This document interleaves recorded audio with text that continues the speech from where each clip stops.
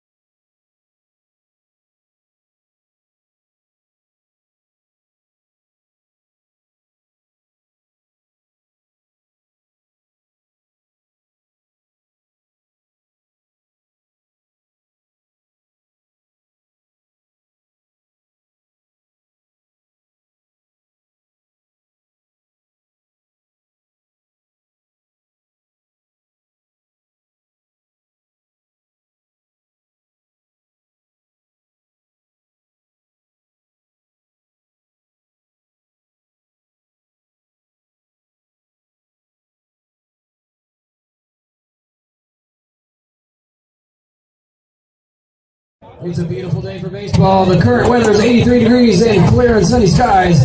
You're in the right place for some exciting varsity baseball action.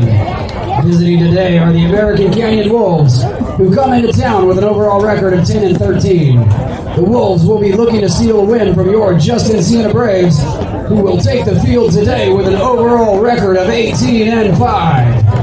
Taking the mound today for American Canyon is number 5, Dylan Brown. And for Justin-Siena, it'll be number 2, Spencer Nelson, who gets the ball first as the starting pitcher for the Braves. But first, today is a very special day here at Braves Field, as we'll take some time to celebrate the class of 2025 for their senior day and recognize the contributions that these 9 seniors have made to Justin-Siena High School. We would also like to take a moment to recognize the seniors from American Canyon: Savan Song, Dylan Brown, Bradley Keffer, Noah Johnson, Chris Miller, Mason Harris, Caden Roberts, and Ray Bermudez. Congratulations, gentlemen. Justin-Siena would like to wish you all the very best in your future endeavors. And now, please welcome our Justin-Siena Class of 2025 Varsity Baseball Seniors.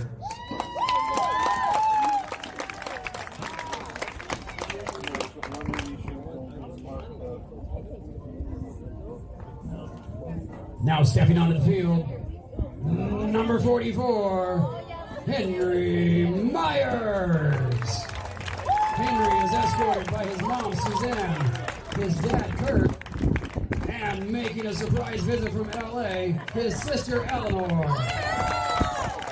For Henry's family, their favorite memories of Henry are not just about the big moment.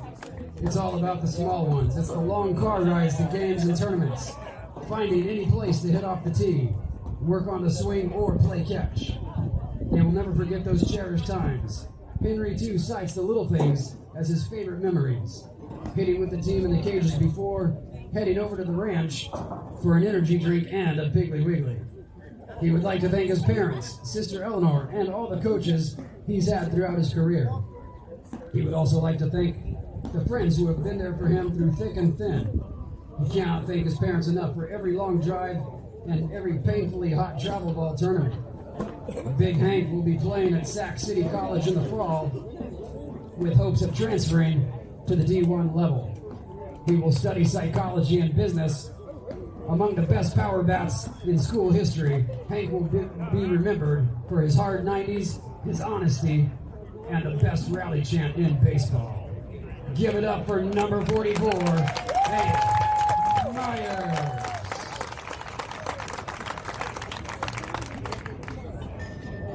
Now stepping onto the field, number 28, Noah Giovanelli. Noah is escorted by his parents, Leslie and Steve, and his sister, Luciana. For Noah's family, one of those unforgettable moments came with his Bears team, the year they won the championship.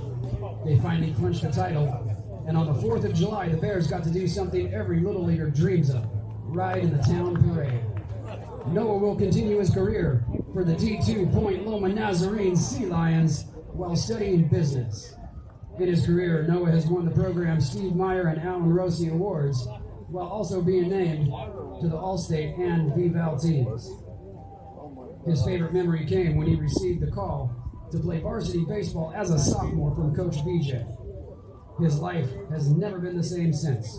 He would like to thank God for the blessings he has placed in his life, including his parents, grandparents, and friends. More than anything, Noah will long be remembered as a friend who wants nothing more than to love and lift up everyone else around him.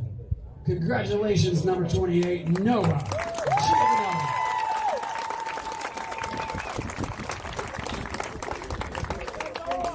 Now stepping onto the field, number 27, Jake Fletcher. Jake is escorted by his mom, Jen, and brother, Blaine. His family's favorite memory goes back to T-ball. Jake instinctively got behind the plate and crouched down in perfect position, waiting for the pitcher to throw. Fast forward to his first 8U travel ball game where he replaced the regular catcher who kept missing balls. Jake went in for 2 innings, and from that day on, Jake wasn't just a catcher, he was the catcher. That holds true through today, where Jake ranks among the all-time greatest players in Justin-Siena history, having earned all VVAL first-team honors while tallying nearly 100 hits, 10 home runs, and playing for a championship in each and every season in his career. He would like to thank his mother for always loving and supporting him no matter what, Coach Tayson for always working with him to improve, Coach John for helping him with his hitting craft, and Coach BJ and Baby Robbie for the many catcher memories. Jake will attend Boise State University and live his best life, helping his grandpa on the farm and studying forensics in pursuit of a criminal justice degree. Jake's favorite memory was the team's decisive title game victory over Piedmont in the 2024 NCS title game, with the 2 teams having played a trio of wild regular and postseason games up to that point. He will be remembered as a kid who loves to play the game for all his brothers, simply dialing in, having fun, and making all the best things happen. Give it up for number 27, Jake Fletcher.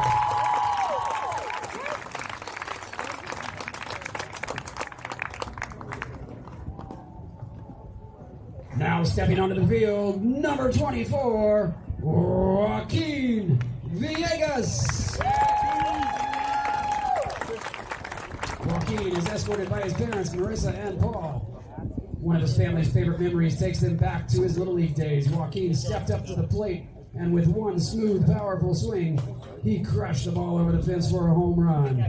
Since then, Joaquin has kept bringing that same heart, hustle, and fearless spirit to every field he steps on. His favorite memory is also a dinger, walking off a recent practice with a homer for the boys.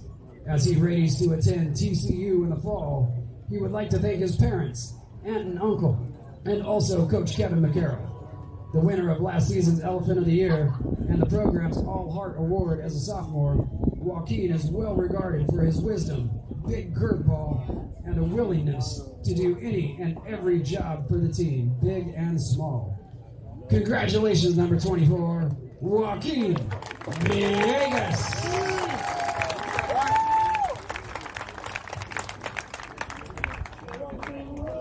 Now stepping onto the field, number 21, Cameron Beaker.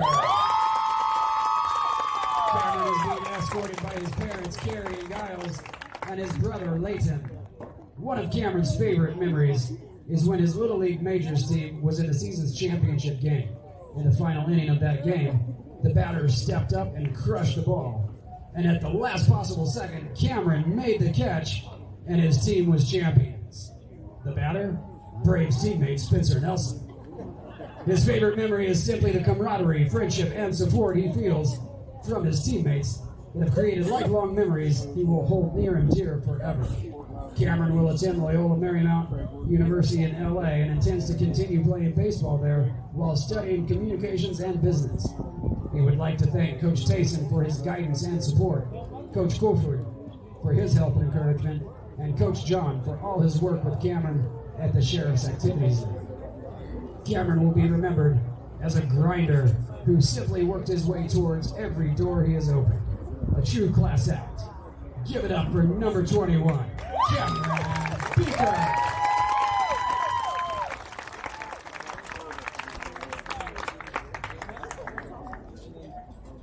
Now stepping onto the field, number 12, Clint Wilson. Clint is escorted by his parents, Susan and Clint Sr., and his twin sister, Blake. One of his family's favorite memories goes back to his Little League days, playing for Jenny Vassar. It was the semifinal game. Everything was on the line, and in true Clint fashion, he delivered, smashing a walk-off hit to send his team to the TOC championship. No stranger to big moments, Clint's favorite memory came during the team's back-to-back games during the NorCal State Tourney last year, where he famously put on an exclamation mark by sending the team to the Final Four by running through a Coach Tayson stop sign to score the big run. He would like to thank his mom and dad for always pushing him towards success, Coach John for giving him a real glove, and Coach Oz for always bringing good energy. Clint will attend the University of Colorado Boulder and major in business. Clint is yet another grinder on the team, always pushing to maximize opportunities in the name of making the team better. Congratulations, number 12, Clint Wilson.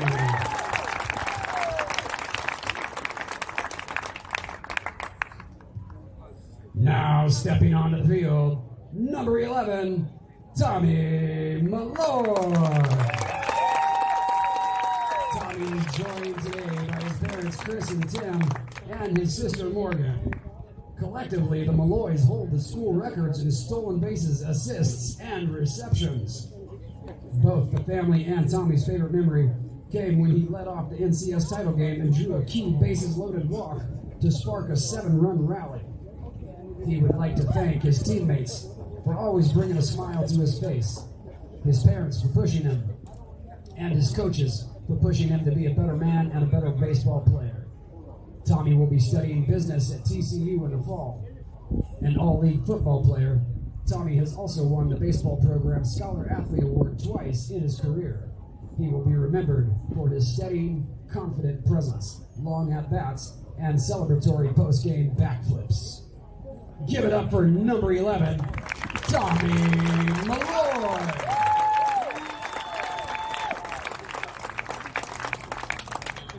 Now stepping onto the field, number 6, young Drew Sangiacomo.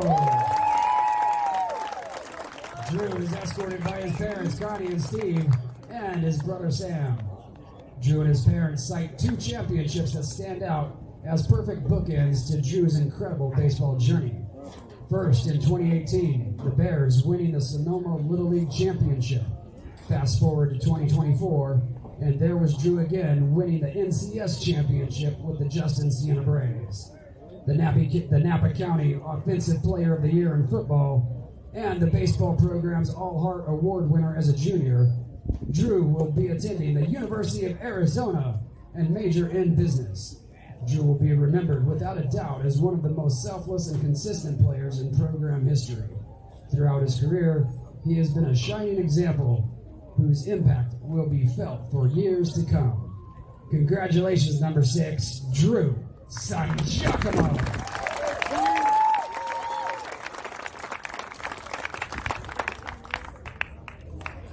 Now stepping onto the field, number 2, Spencer Nelson. Spencer is joined today by his parents, Angie and Stacy, and his sister, Sydney. Their favorite memory of watching Spencer play was when he was a part of the St. Helena Juniors team that won the District 53 championship. He would like to thank everyone who's had a hand in pushing him every day, including his friends and teammates. Most especially, he would like to thank his brother Stacy, his sister Angela, Coach Tayson, and the coaching staff. Spencer will attend D2 Jessup University on a baseball scholarship while also majoring in kinesiology this fall. An impressive two-way player for the Braves, Spencer's career is marked by a series of clutch hits, plays, and bulldog performances on the mound, including his favorite memory when he got the ball in last year's NCS semis and pitched the team to the title game by twirling a gem. He will be remembered for caring greatly about doing the work in service of a job well done. Give it up for number 2, Spencer Nelson.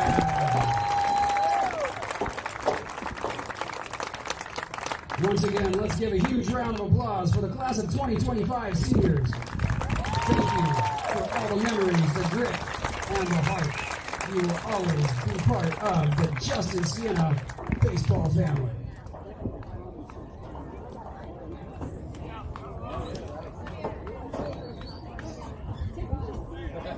And now for the first pitch ceremony.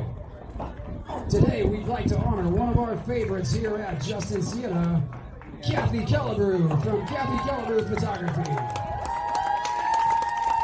Kathy is an alumni parent and the queen of all things senior year here in the Napa Valley. She's a brilliant photographer who handles all of our team photos here at Justin-Siena, as well as the senior portraits for the Braves. Catching for Kathy's pitch today is number 27, Jake Fletcher, escorted out by Coach John.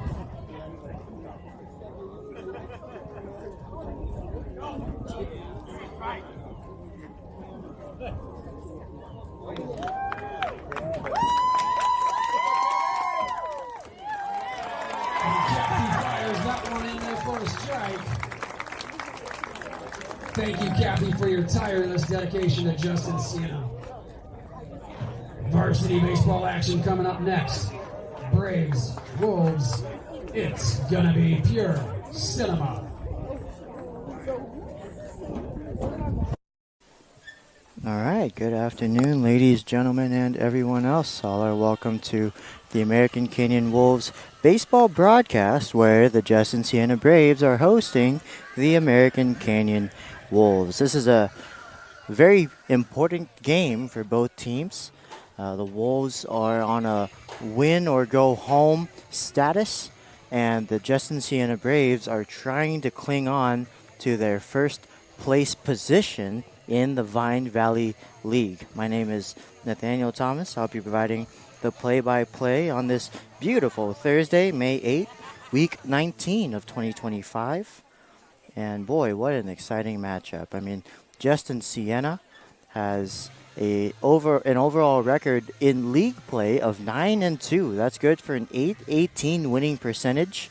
They have scored 62 runs as a team and only allowed 27. Overall, they're 18-5. And in their overall play, they've scored 168 runs and only allowed 61.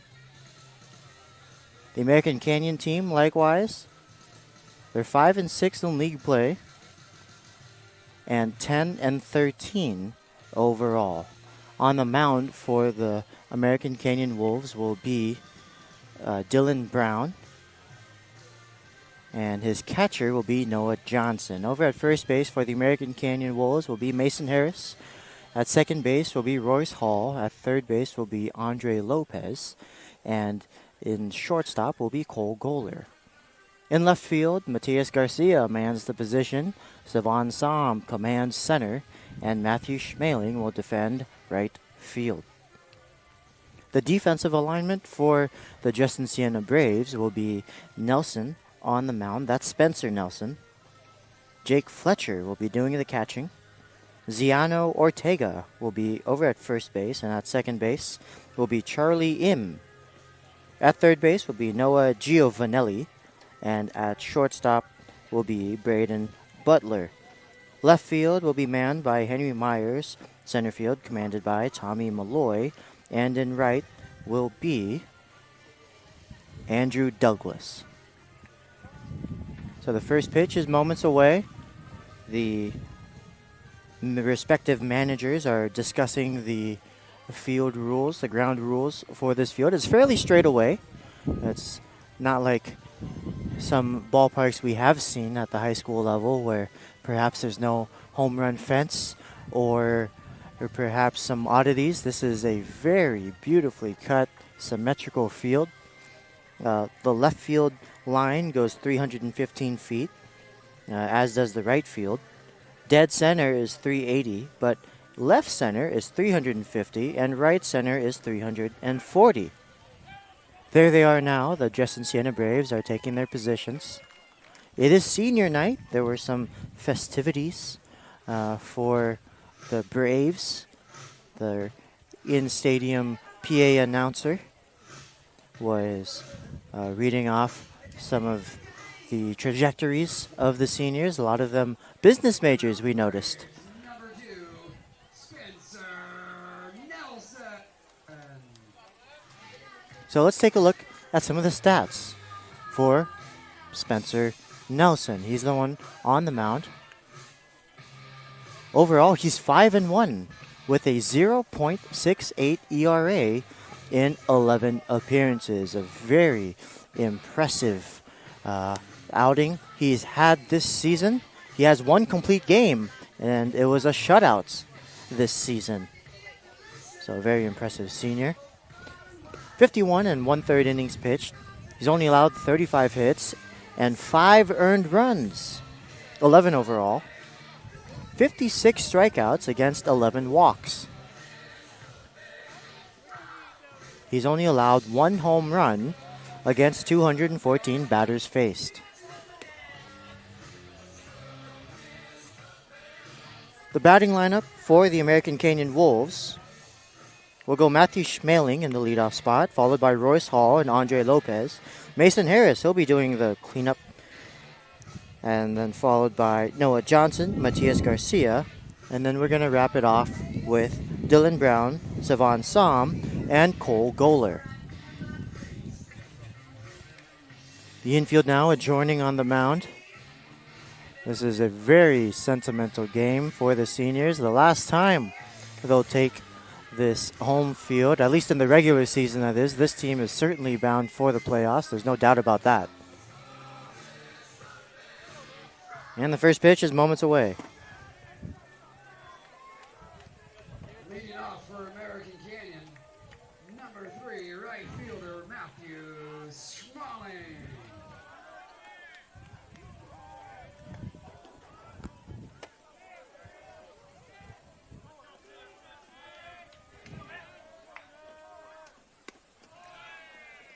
The first pitch is a called strike at 16:40 Pacific Standard Time.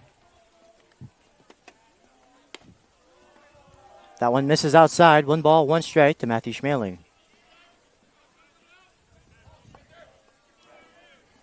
Spencer Nelson from the wind. Little tapper down the left field line. Foul and fielded by the Gold Glove third base coach, Matt Brown.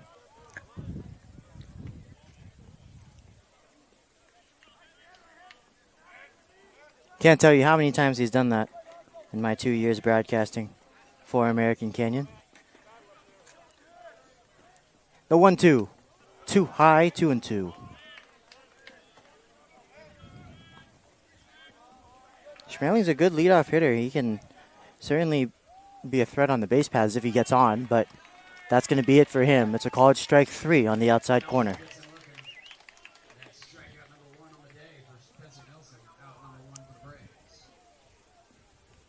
Now batting for the Wolves, number 7, second baseman Royce Hall. So here's Mr. Hall, the left-handed batsman.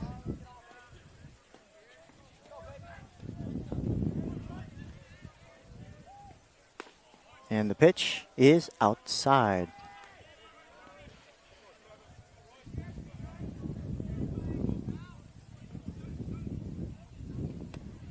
That one's going to miss inside. 2 balls and no strikes to Royce Hall.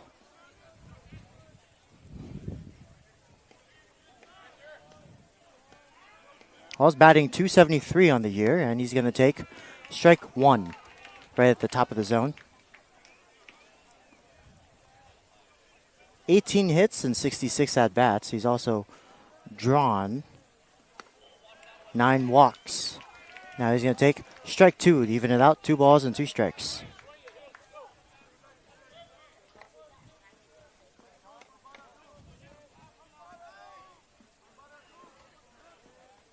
Nelson winds. Here it is. Swing, and that ball is sent to left field. Shallow coming in is the left fielder Mayers, and he's going to secure out number 2. I just had to come in on that one. It was a flare. But he handled it without a problem. Number 4, third baseman Andre Lopez.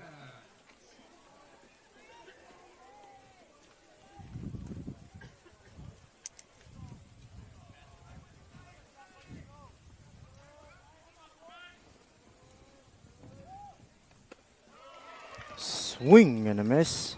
Andre Lopez starts behind in the count, 0-1.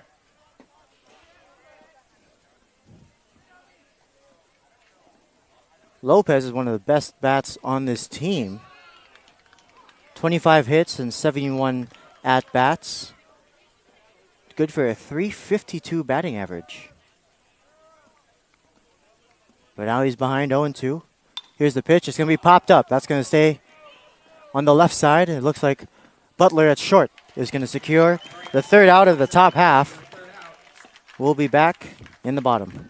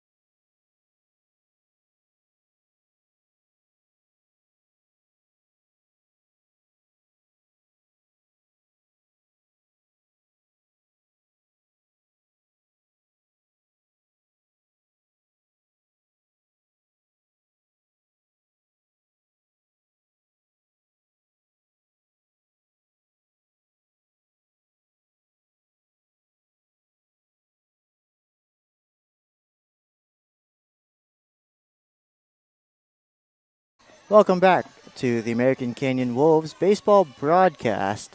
It was a 1-2-3 inning in the top half. Here we are in the bottom of the first, still a 0-0 ball game.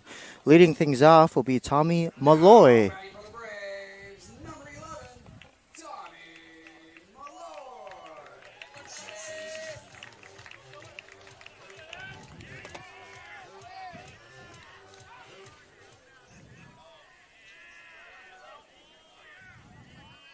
Malloy on the year, 31 hits and 75 at-bats. Now he's going to tap that one to the second baseman Hall, and it takes a weird hop and goes over Hall completely and into right field. Wow, I'd never seen that happen. Hall camped up on it, and the last hop was the highest hop, completely clearing the second baseman. He couldn't even get a glove on it.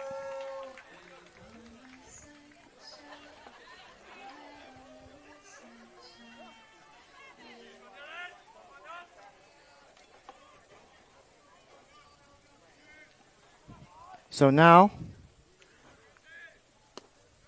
this is a fun name, Drew Sangiacomo, spelled Sangiacomo. He's going to square around the bunt, but then pull it back. 1 ball, no strikes with a runner on first and nobody out.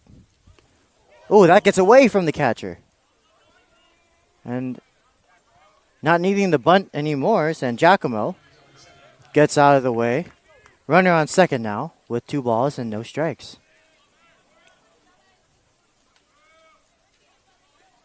We'd like to thank American Canyon Orthodontics, Jennifer B. Harris Realty, and Cole's Chop House. The bunt laid down perfectly by Sangiacomo. That's going to move Malloy over to third. So Malloy had that interesting single. I mean, there was no doubt about that. And just an unlucky hop going to Royce Hall over at second. Here's Jake Fletcher with a runner on third and 1 out.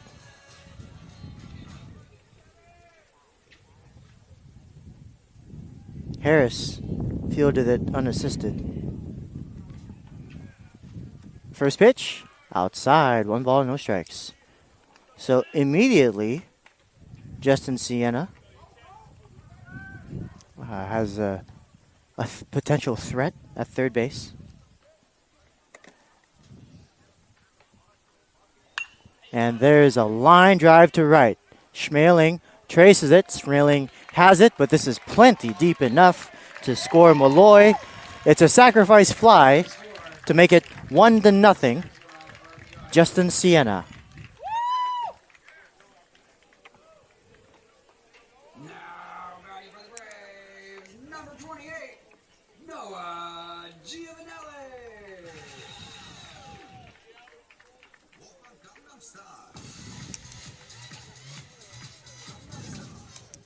That was just a hard line drive. It was a few feet in front of the wall. It was low lying.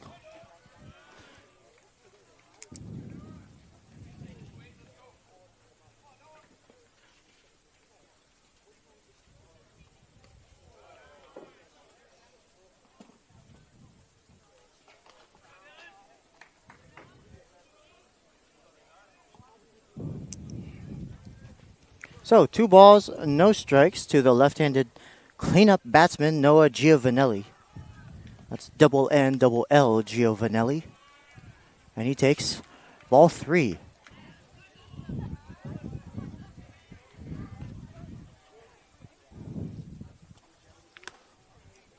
Right down Broadway for strike 1.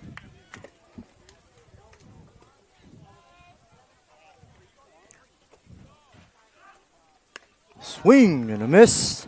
And a pitcher's full house after Brown was behind 3-0.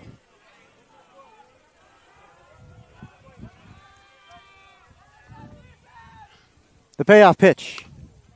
Check swing. It's a walk.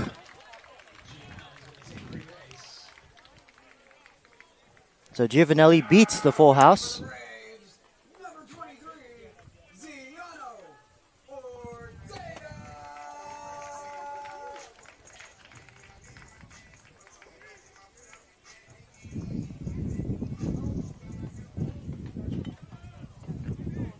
All right, Ziano Ortega, spelled Xiano, is going to take strike one. He didn't like it, but it was in there. A very tall batsman, so a larger strike zone. And the lefty swings and misses. The throw down to second is right. Oh, it's safe.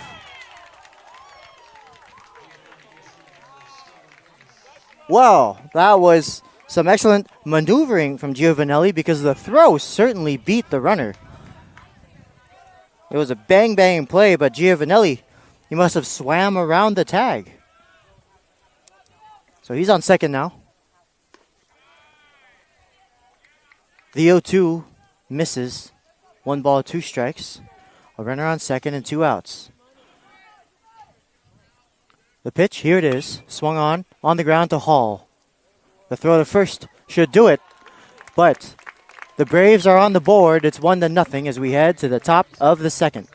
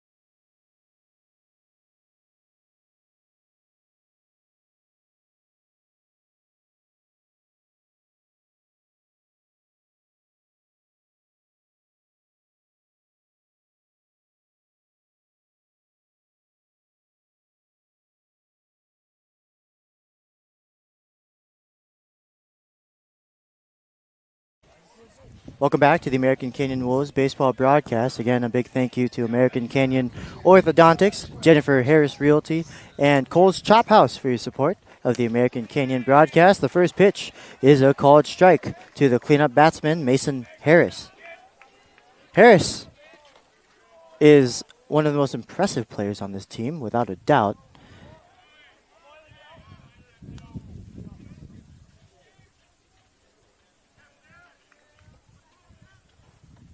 "21 hits in 52 at-bats.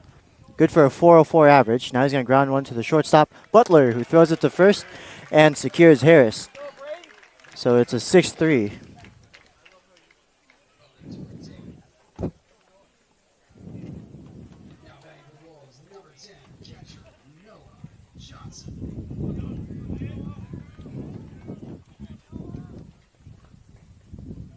Butler over at short, getting a lot of action today. First pitch ambushed and through the infield. It's a base hit for Noah Johnson. First one of the day after the first 4 batters were retired in order. 1 on and nobody out now for Mateus Garcia.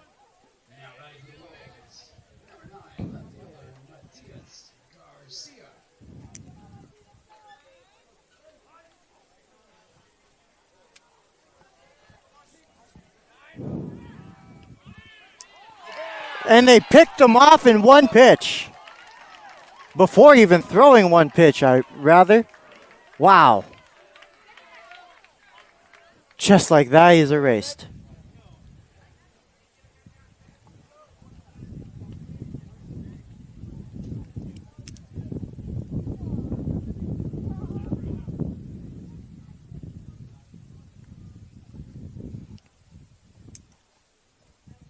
And Noah Johnson, when diving back to the bag, completely removed the bag. from the ground. So now they got to find the spoke. It looks like it's not sitting flush. Now it is. You don't see that every day. But 2 outs now.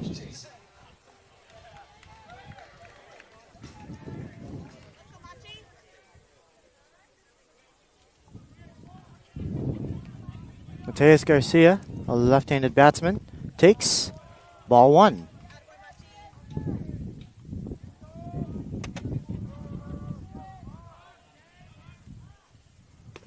Inside for ball 2. Garcia has 8 hits on the year. He's looking for number 9. Swing and a miss. 2-1. The real story for Garcia, though, has been his presence on the mound. As a junior, he is able to come in and pitch for the strikeout, which is very impressive. He's also played in excellent outfield position.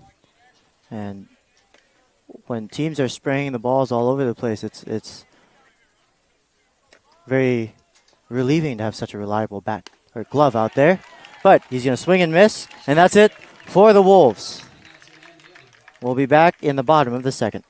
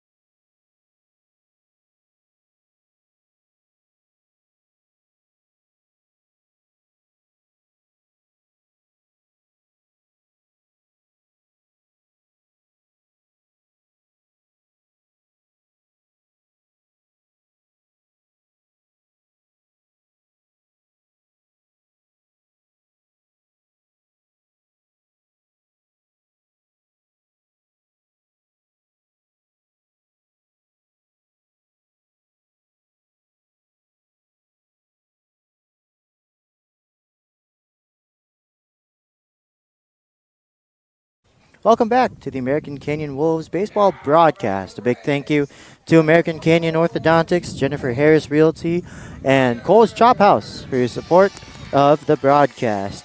Leading off the bottom of the second in this 1-0 ball game is Henry Myers. Henry Myers is the starting left fielder, jersey number 44, a right-handed batsman, facing off against Dylan Brown, who winds and deals ball 1.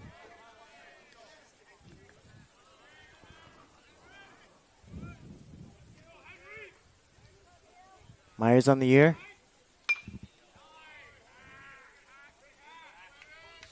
26 hits in 63 at-bats. That's good for a .413 batting average. 1 ball, 1 strike now after he fouls off that last pitch. High and tight, 2-1.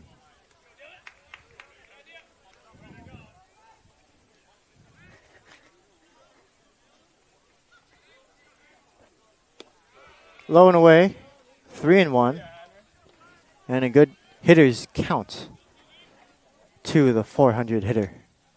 44, Hank Aaron's number. The pitch, swing and a miss.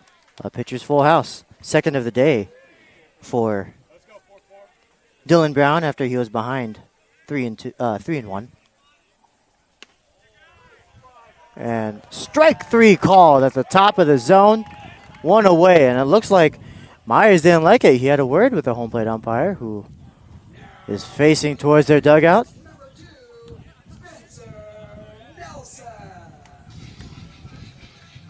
Myers clearly unhappy with that high and tight call for strike 3. Spencer Nelson now, the starting pitcher, is going to pop it up. Dylan Brown on the baseline makes the catch. 2 away. And that's what happens when you have a shortstop on the mound. He's willing to make the plays himself. You were worried about possibly a collision between Nelson and Brown, the two pitchers of today's ball game. But Nelson getting out of the way, Brown sticking with the play. Very impressive.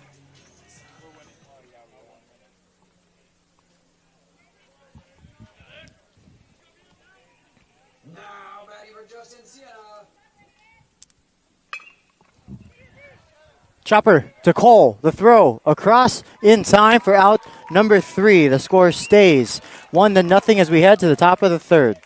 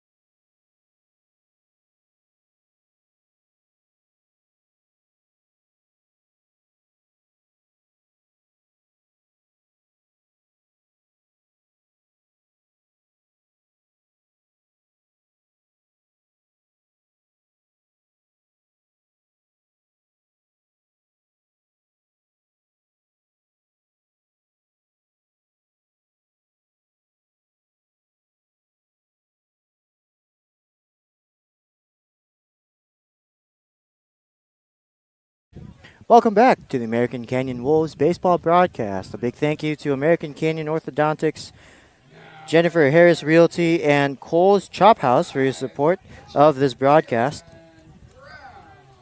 Dylan Brown, now a senior, and possibly his last game in an American Canyon Wolves uniform. He's going to ambush the first pitch and tap it foul. It's 0-1. 16 hits on the year for Brown. Looking for number 17. Nelson winds. And a line drive. There it is. Number 17 deposited into left field. That was one of the sharpest line drives hit today. Off of the bat of Dylan Brown. The leadoff batsman is aboard. Now batting for American Canyon, number 2, center fielder Justin-Siena.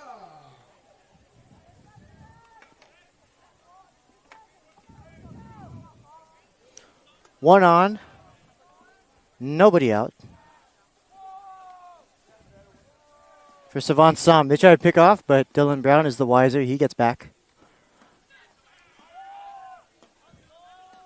You can usually only expect one pickoff a game, as Sam bunts that foul. After the first pickoff, word spreads quickly in the dugout.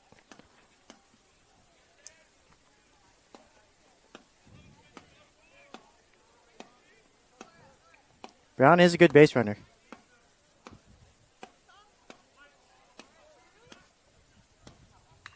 And that's a beautiful bunt.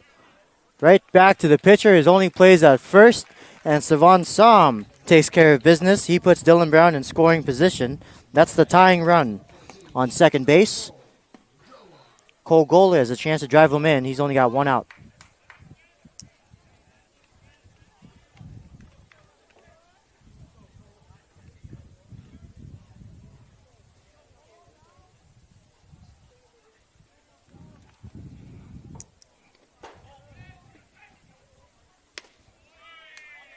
First pitch is a called strike.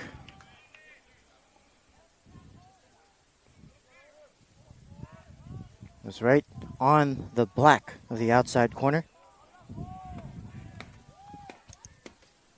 And he tries to do it again, but this time just off of the edge. 1 ball, 1 strike.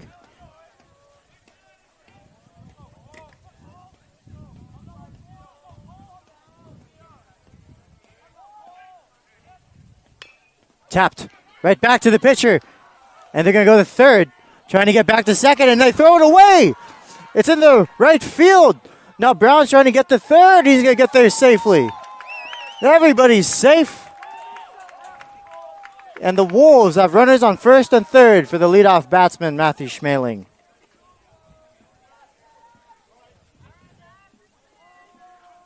Back to the top of the order for American Canyon. With number 3, right fielder, Matthew Schmeling.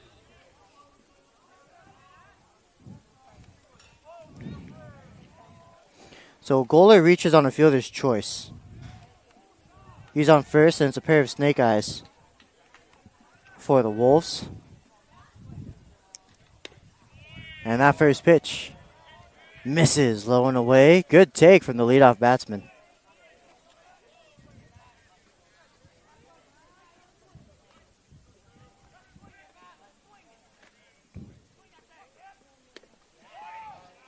And there's strike one. So Goaler hit the comeback to Nelson, who caught Brown in the middle of the bases. He was going on contact. He threw it to third, but the third baseman, Giovanelli, threw it away. So that's how Brown was able to get to third. Not a bad idea from Nelson. I mean, he did exactly what you're supposed to do. Nelson just trying to show off his pickoffs. They are very pinpoint accurate. The first baseman, Ortega, doesn't even have to move his glove to apply the tag. When he tries to bunt, the throw down to second, it's thrown away, and this game is tied.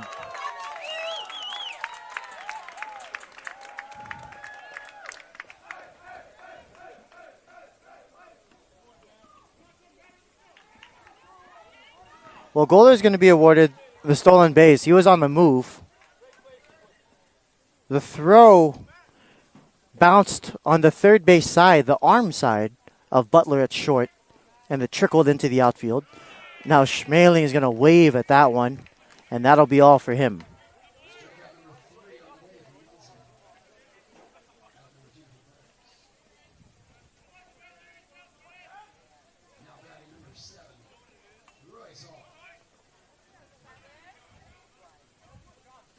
So here's Royce Hall at the plate.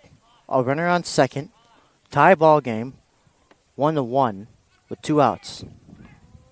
That's Goaler on second. Brown came in to score the first run. First pitch is tapped foul, a one-hopper to the catcher.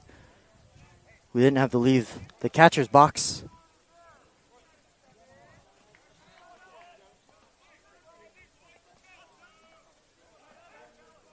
Not a bad idea from the Wolves. They know that Nelson's pounding the zone. He's throwing strikes. The 0-1 just a bit upstairs. 1 ball, 1 strike.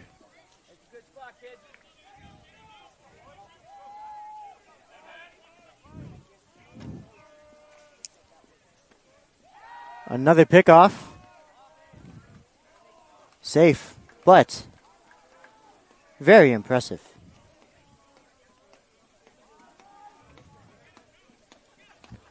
The coordination from the shortstop and the pitcher. Although all these pickoffs might be getting to the head of Nelson, he's now behind 2-1 to Royce Hall. It's not an easy thing to do.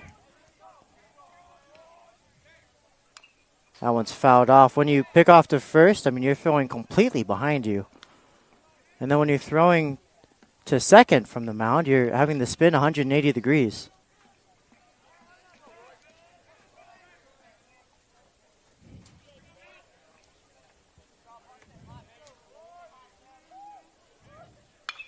Line drive to right field. That's going to get down for a base hit. Goaler could walk home. Hall's digging for 2. He's going to get there safe. And the Wolves take the lead off of the bat of Royce Hall. A 2-out double. Hall comes through in the clutch.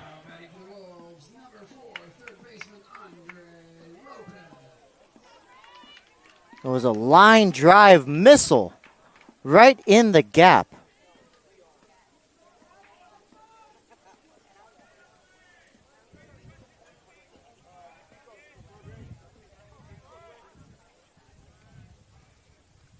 And the first pitch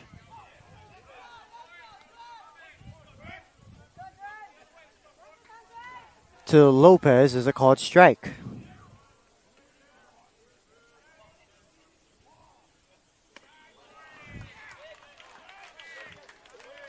Oh, and 2 now. Nelson pounding the zone, challenging Andre Lopez.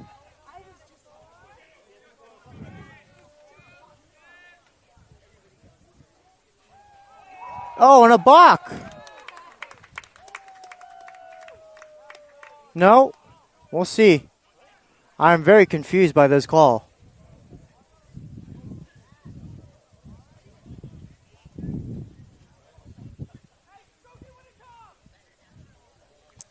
Well, it looks like the home plate umpire just wanted to say hi to Nelson.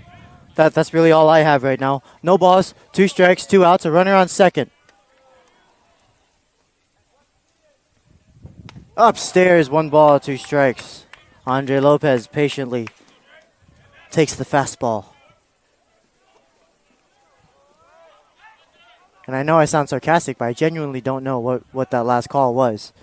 But, sorry, 2-2 now. And that one is deposited short. Flares trouble. It's going to drop for a hit. Hall comes around, and now it's 3-1. On to second, and it's thrown away. Lopez trips on the second baseman. We'll see if he's awarded third. And on to third goes Andre Lopez. It's 3-1.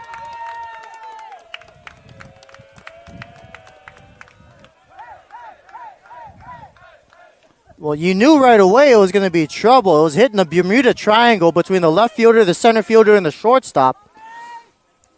And it falls equidistant between all of them.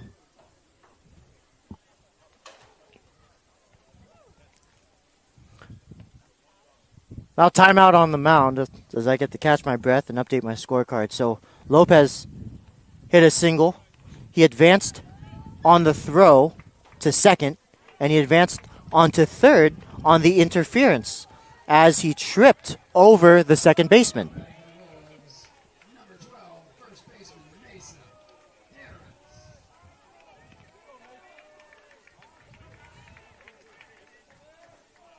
So Mason Harris now is going to swing at the first pitch and send it up.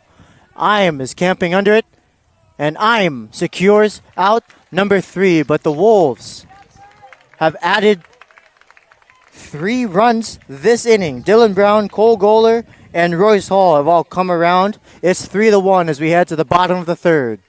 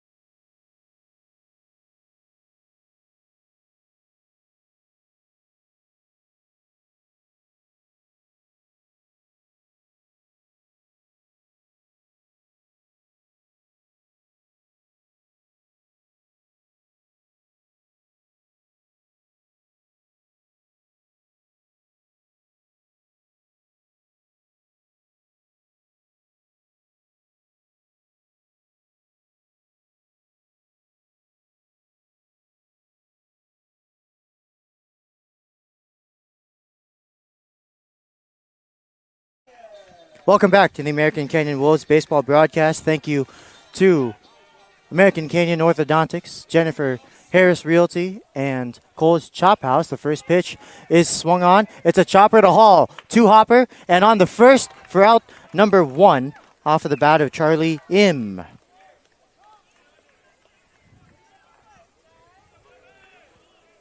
One away here in the bottom of the third. Now ready for the Braves, number 11,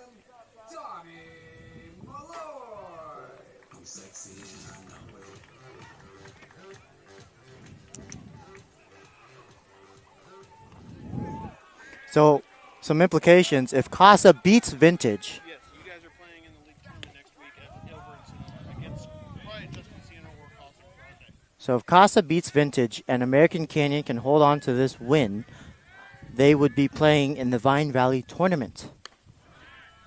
Who they're facing is still to be determined, but a lot of implications for this game today. The Casa and Vintage game is still scoreless through 4. Here's the pitch. It's a called strike. 1 ball, 1 strike now to the left-handed batsman Tommy Malloy, who singled to open up the ball game. He's the leadoff batsman. Now he's going to send this the other way. Garcia, sure-handed, out number 2.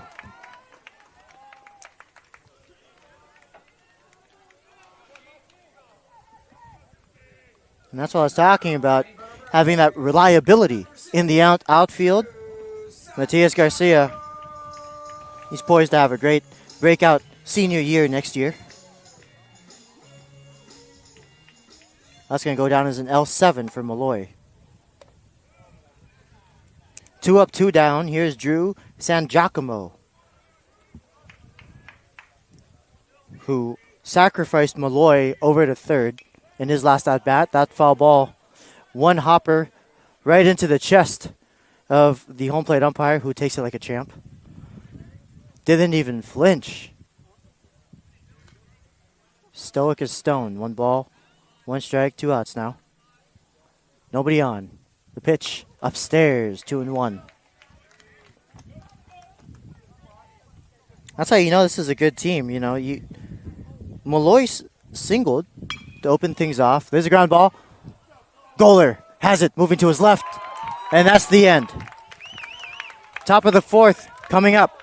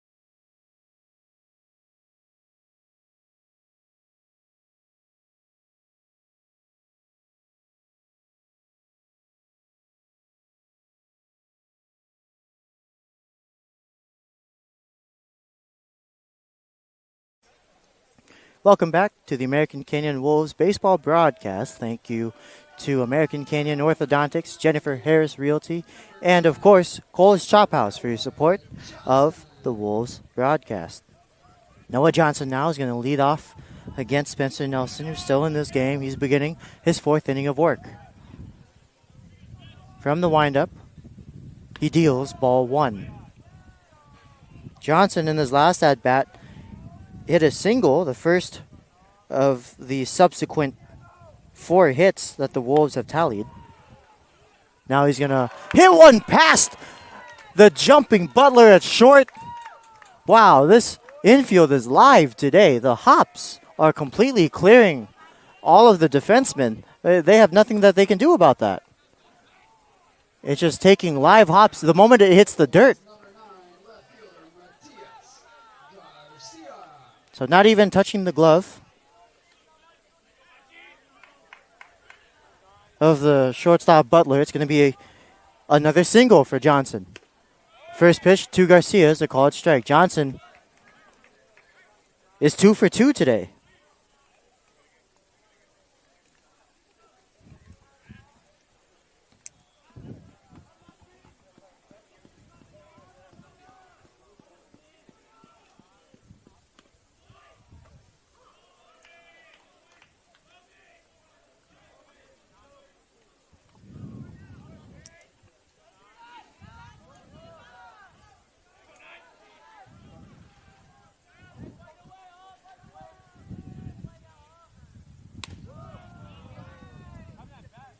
There's ball 2.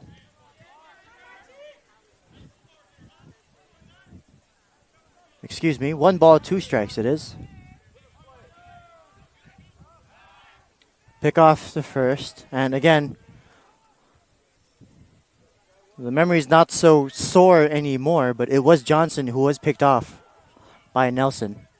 So he's going to have to be careful. And Matias sends this the other way. It's a base hit. A short flare that barely reached left field, and nobody was there. Matias Garcia with some excellent placement. Back-to-back singles now for the Wolves.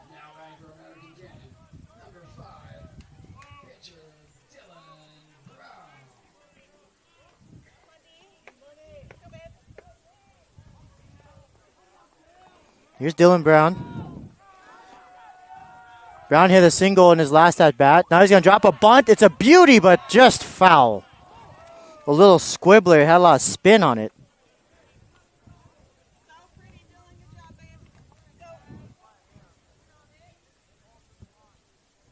So Brown hit a single back in the third, and he ended up scoring the first run of the Wolves. It was a game-tying run.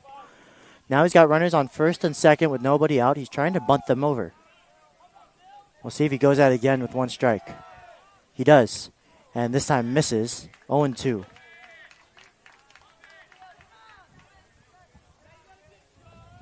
But back to Matias Garcia. The third baseman Giovanelli was playing in. He was playing shallow. Now 0-2. Upstairs. And so all Garcia had to do was just poke it in the left field. And that set the table for Dylan Brown. 1 ball, 2 strikes. He'll be swinging away.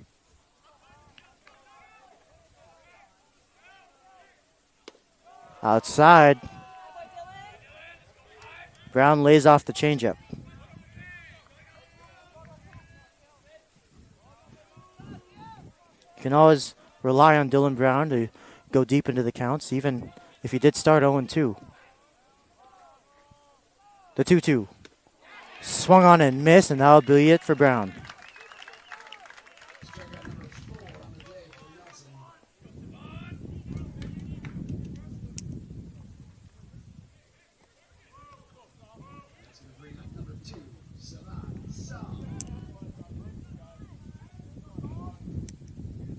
The Wolves are just really seeing the ball today.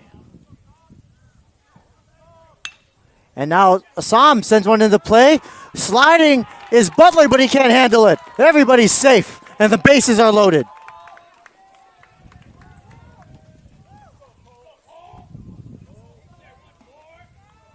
So Savan Sam keeps the line moving. Cole Goller now. The table is set.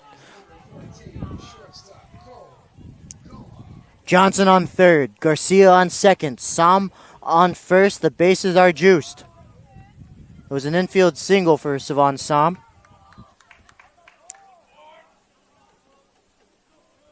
It was a tough play for the shortstop Butler. He had the range way to his right. It was towards the gap. The third baseman Giovanelli's playing in, so that really limits his range. So Butler having to cover it really just prevented that ball from going to the outfield. It prevented Johnson from scoring. He's staying put at third.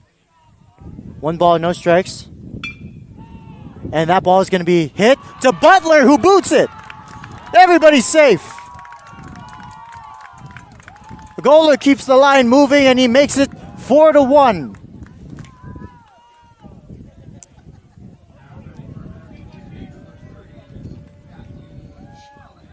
Johnson comes in for run number 4. Garcia the third. Sam over to second. Goaler safe at first. And the Wolves really have come out of nowhere.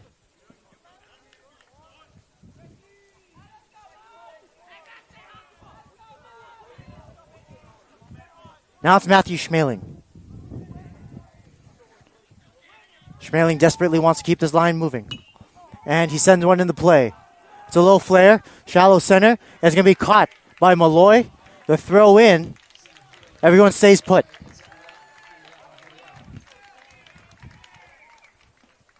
So the harmless flare gives the Braves their second out.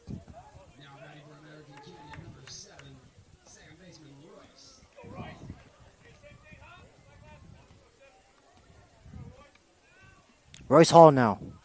He hit a double back in the third. It was an RBI for the lead, and then he ended up scoring the third run of the game. Well, 4-1 now. The Wolves a chance to tack on more. Again, Goler on first. Sam on second.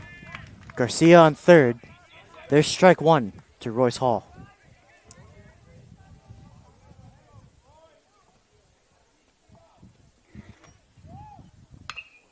That one's put in the play. But Myers has a beat on it, and Myers ends the threat. One run comes in, though. Noah Johnson comes all the way around after leading off the inning with a single. It's now 4-1 as we head to the bottom of the fourth.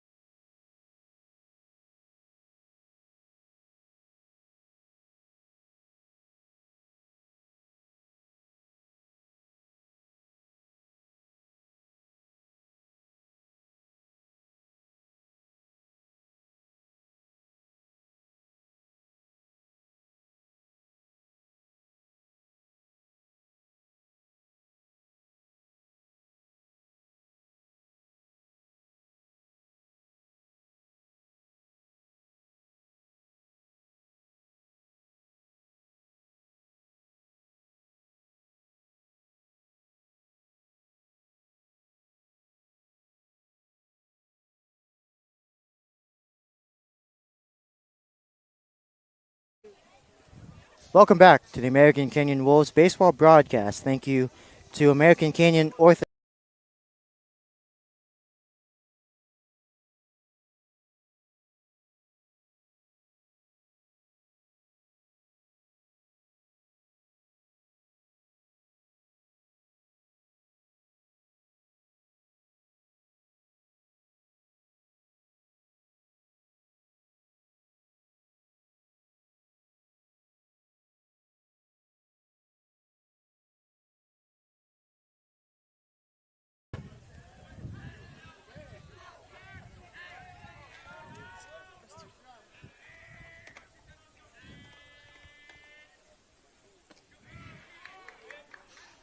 In the dirt, 1 ball, 1 strike.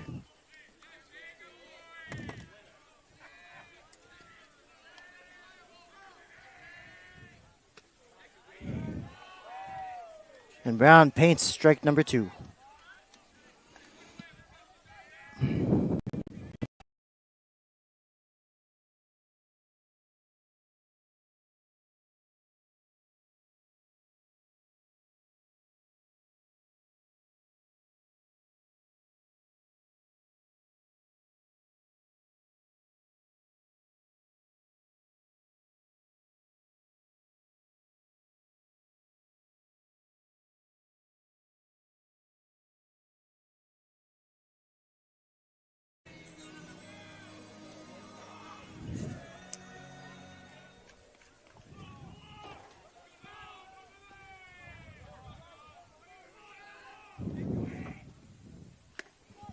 Swing, and he loses his bat. And now he's going to have the walk of shame to retrieve it. You don't see that happen too often. And it's the walk of shame because you have to hear the chirps from the opposing side. It's 0-1 with an exclamation mark for Noah Giovanelli, who walked back in the first inning and was stranded at second. The 0-1 misses outside, 1-1.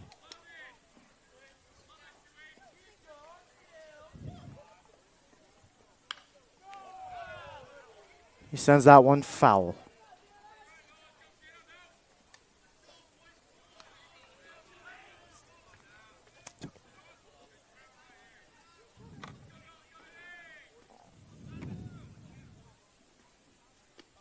Swing you later. It's in the dirt. The throw to first secures the drop third strike. Out number 2.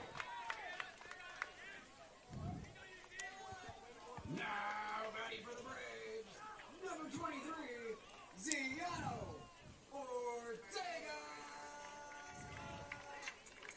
That's the second strikeout of the day for Brown. It's really impressive how he's been allowing the Braves to make contact, but albeit weak contact.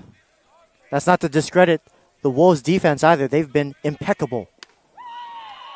Back-to-back swings and misses and a quick 0-2 for Brown against Ziano Ortega, who grounded out to Hall back in the first. Foul tipped. It's still 0-2. A lot of hype from the third baseman, Andre Lopez. He's loving what he sees. Swing you later, but it gets away from Johnson. The long throw to first. It's over his head. Third strikeout of the day, but he is allowed to reach base as it's squibbled away from the catcher. Now batting for the Braves, number 44, Myers. So that's a rare reach on base through the strikeout. It has to be caught cleanly.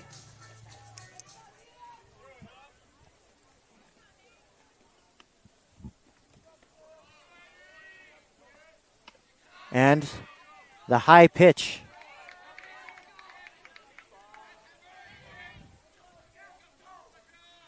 One ball, no strikes to Henry Myers, who struck out looking back in the second. A little tapper. Goaler charging in. Goaler on the great play on the short hop, but this throw gets away from the first baseman, Harris. On to third is Ortega, and the first pair of snake eyes for the Braves. First and third.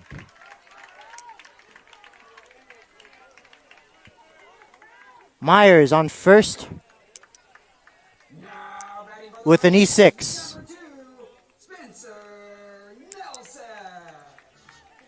It was a great play by Goaler, who caught it. It was a high chopper. Kohler caught it on the short hop, but rushed his throw. It was in the dirt, and Harris couldn't handle it. So back-to-back errors when the inning should have been over through the strikeout. The Wolves have to be careful now. This might come back to haunt them.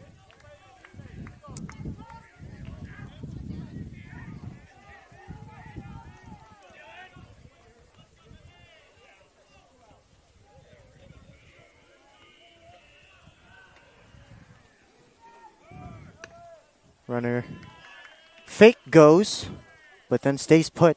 One ball, no strikes. Pitcher on pitcher duel right now. Spencer Nelson popped up to Brown back in the second. 2 balls now.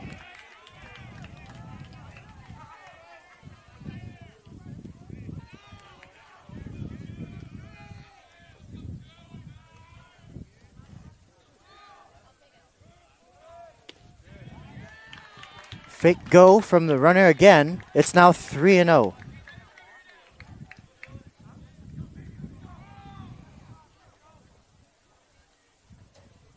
Now Noah Johnson's running back to the dugout.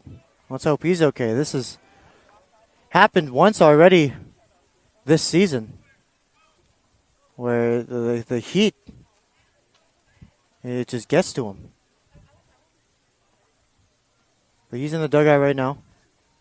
He doesn't seem to be disrobing, so he'll stay in the game. Excuse me, no, it was his glove. He changed his glove.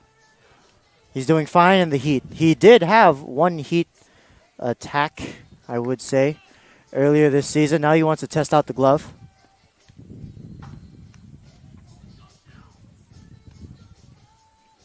I mean, that drop third strike that allowed Ortega to reach could have been an equipment malfunction. Perhaps there was a loose strap.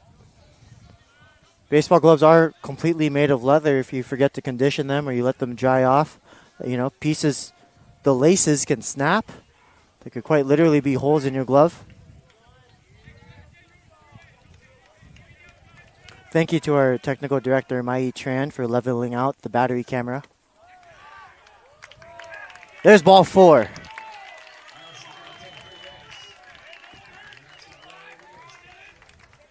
So, Spencer Nelson draws the walk. He's on first.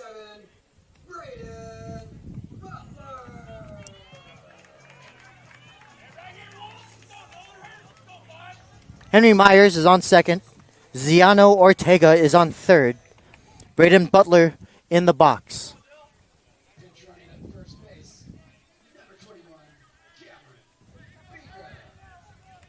So, number 21, Cameron Beaker, a senior.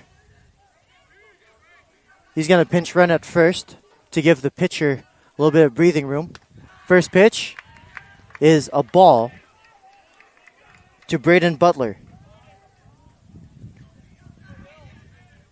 Beaker over at first represents the tying run.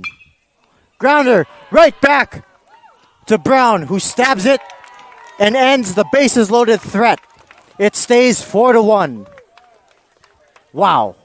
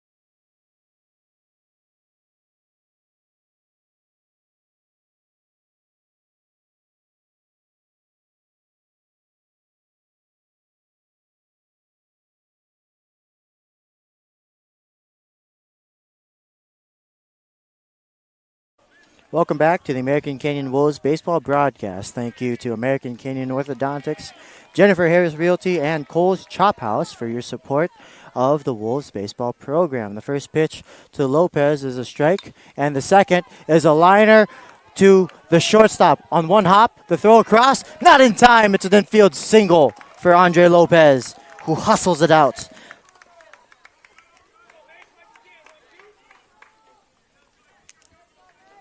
And that's the speed from the two-sport athlete. He's also the state champion running back. Let's not forget that.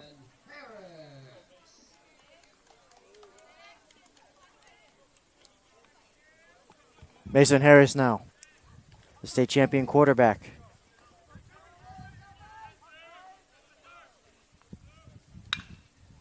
Through the infield, it's a base hit.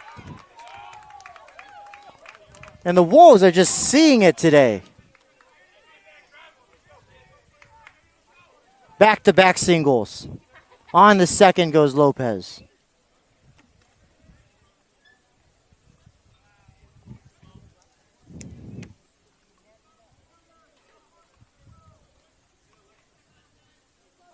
Now batting for American Canyon, number 10, catcher, Noah Johnson.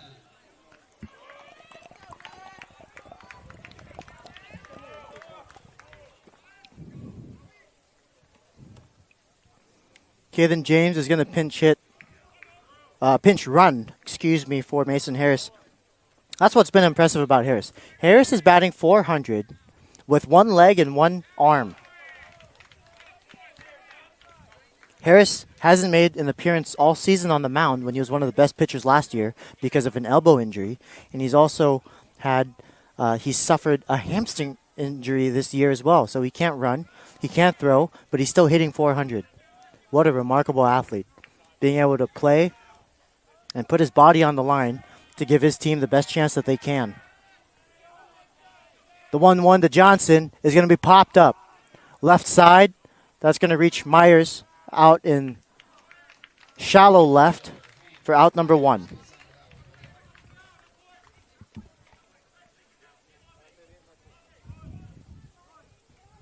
Now batting for the Wolves, number 9, left fielder, Garcia.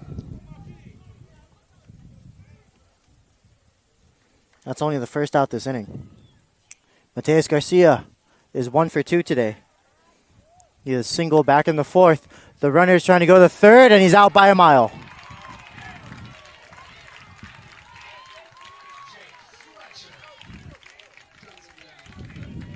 Great throw from Fletcher. It looked like it may have been a hit and run. And Andre Lopez was just left hung to dry. Swing and a miss.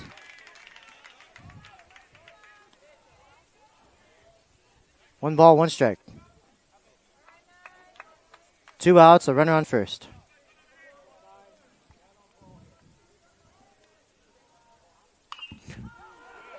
That's hit to right field. That's a base hit. That's going to split the outfielders. He's digging for 2. He's digging for 3. Here's the throw, the slide, and they got him. But the run does come in to score. It's now 5-1 on an RBI double from Mateus Garcia. The run scored before the out was recorded. And so 5-1 as we head to the bottom of the 5th.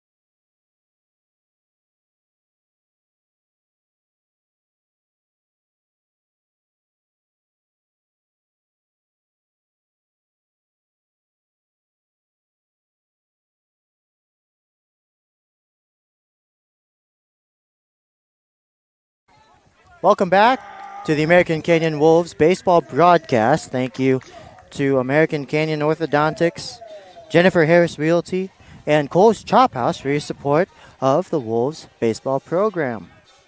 Leading things off against Dylan Brown is going to be Charlie Im. Charlie grounded out to the second baseman and is only at bat in the third.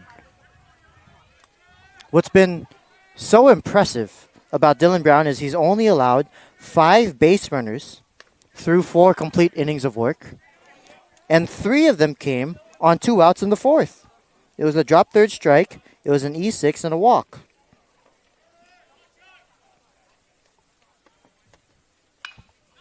Line drive to Hall at second. Out number 1. And Brown is in the middle of a pitching performance of a lifetime.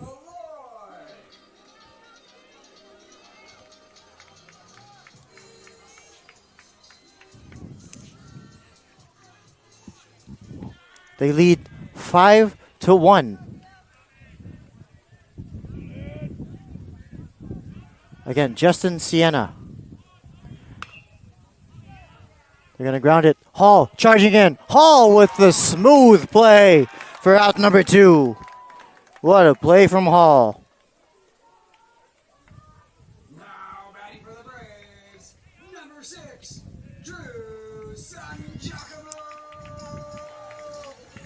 I mean, Brown's working so efficiently I can't even finish my sentences. The Justin-Siena Braves, 18-5. They're first in the Vine Valley League, and the Wolves are threatening to beat them right now. Holding on to a 5-1 lead, the Wolves are 10-13, and they're 5th in the league. But if they win this game, they have a fighting chance. It would all just be depending on the outcome of the Vintage Crushers game.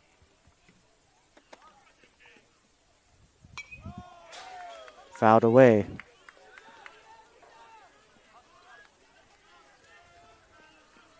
The Crushers are playing Casa Grande. They lost against Casa on Wednesday the 7th by a score of 4-3. But now it's 1 ball, 2 strikes, and 2 outs. Low and away. Very good take for Drew Sangiacomo, who's 0 for 1 with the sacrifice today. Swing you later. The inning is over. 5-1 as we head to the top of the 6th.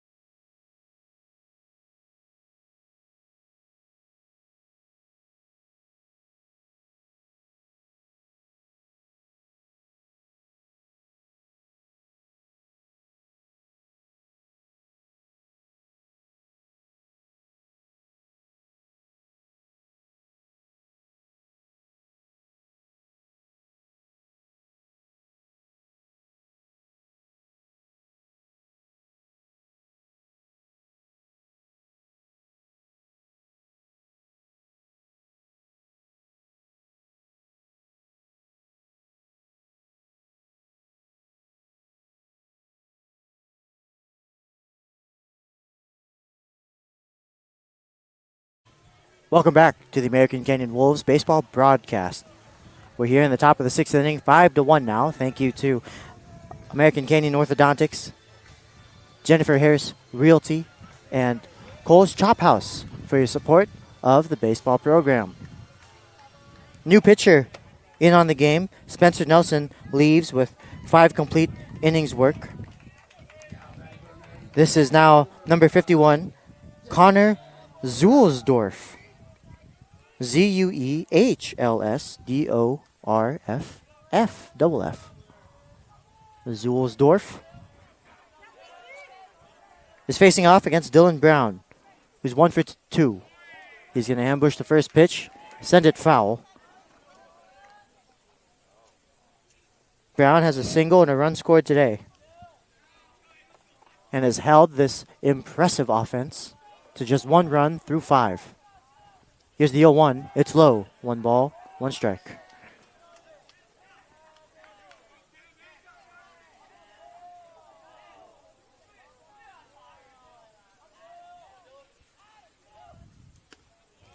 Outside, 2-1.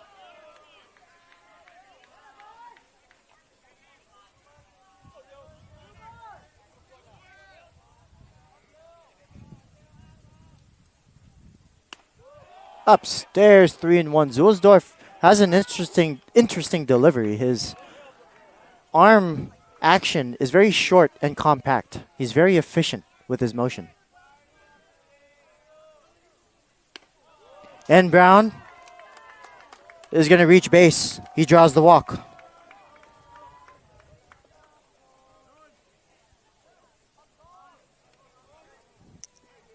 Savan Sam now. He hit that infield single back in the 4th to keep the line moving.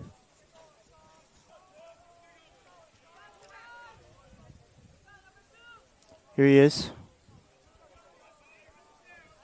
With 1 runner on, nobody out. The pitch, look out, upstairs. 1 ball, no strikes.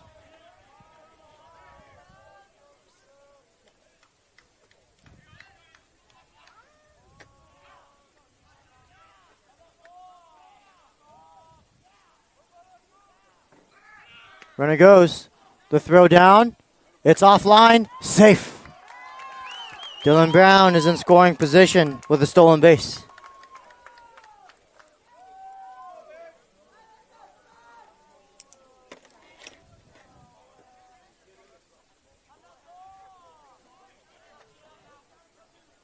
And now timeout is called as Fletcher goes out to speak with his pitcher. A veteran move right here.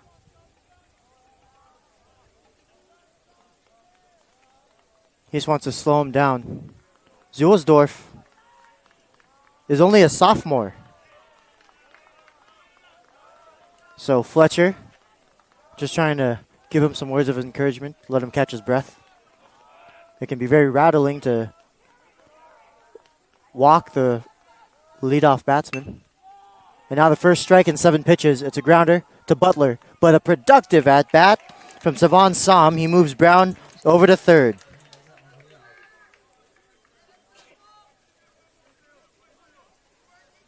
And that's what a good meeting between a catcher and a pitcher does. When the catcher called time, at that moment, Zuhlsdorf had thrown 6 balls in a row. And immediately after, he throws a strike.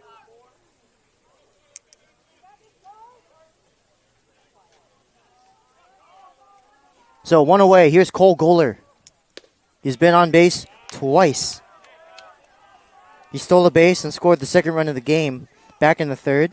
And he kept the line moving for that bases loaded rally up in the 4th.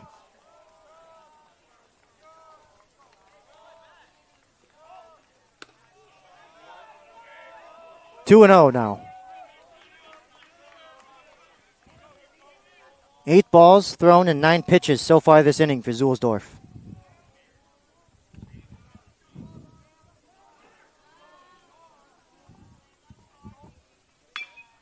Ground to the shortstop again. Butler has it. Butler checks on Brown at third and gets the out at first. Textbook play from Butler.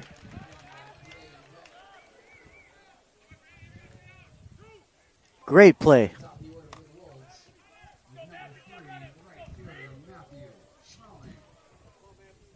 Another 6-3. Matthew Schmeling now. Looking for his first hit today. He did fly out to the center fielder back in the fourth. Curveball drops in for strike one.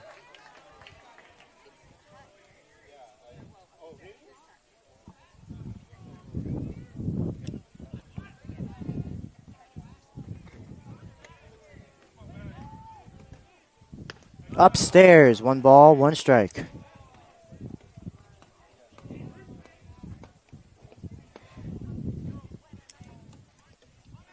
Brown waiting on third. He's trying to score the 6th run of the game. In the air, out of play. And a roof banger.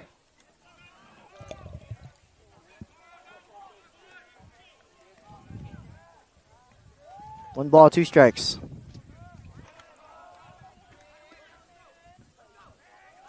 Here it is.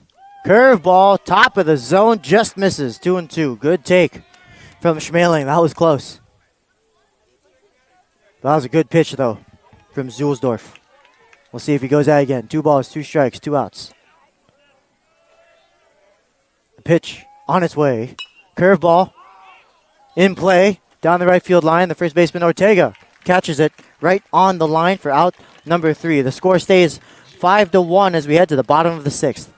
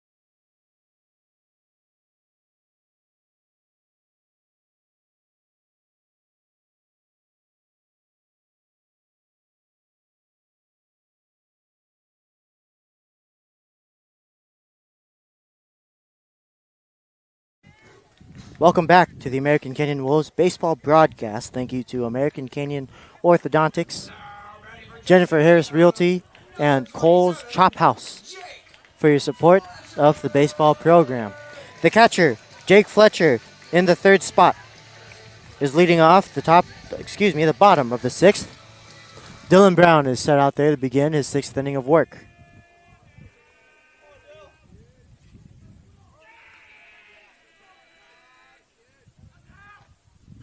Swing and a miss. It's 0-1. It was off speed. Fletcher was early on it.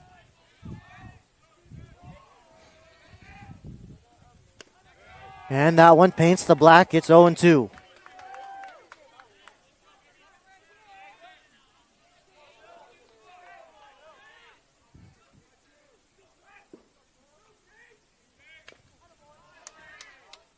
Fouled away, he stays alive.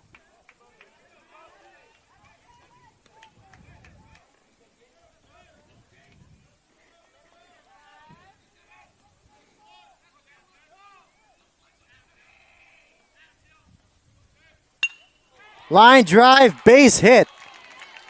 A 3-hopper to the left fielder, Garcia. That was smoked. Now batting for the Braves, number 28, Noah Giovanelli.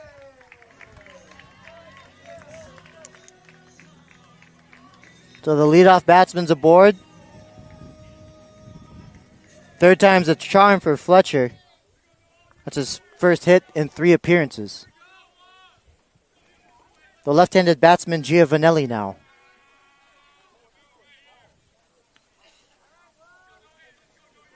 Impressive hitting by Fletcher. He got a hit on an 0-2 count.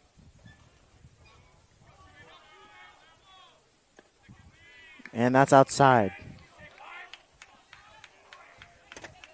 1 ball, no strikes.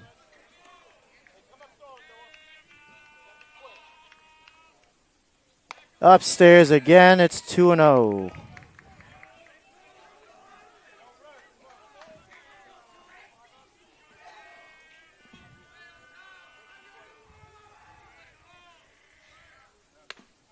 Swing and a miss. It was underneath that knee-high offering. More thigh-high, really. And that's going to be chopped to Hall over at second, who fields it and gets the out. Productive at-bat for Giovanelli. Fletcher moves over to second. Now batting for the Braves, number 23, Ziano Ortega.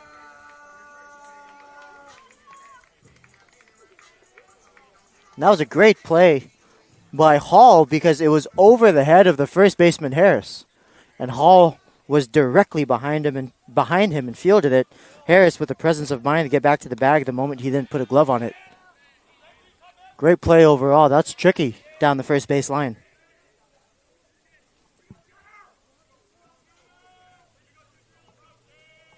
So Ziano Ortega, 0 for 2 today. Takes strike 1.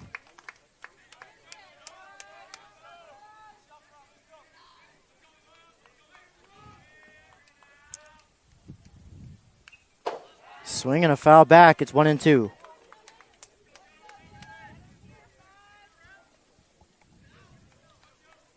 Straight back.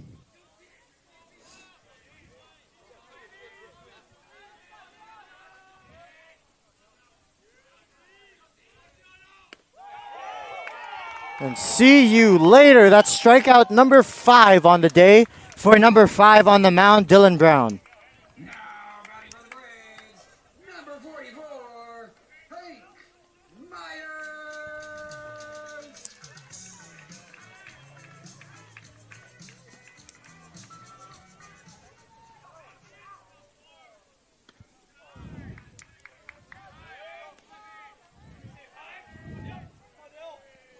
So Henry Myers, he was announced as Hank. He's Henry on Max Preps. But that explains why he wears number 44. Henry, Hank, Aaron, he went by both. And that's outside, 3-0 to Mr. Myers, who's 0 for 2 today.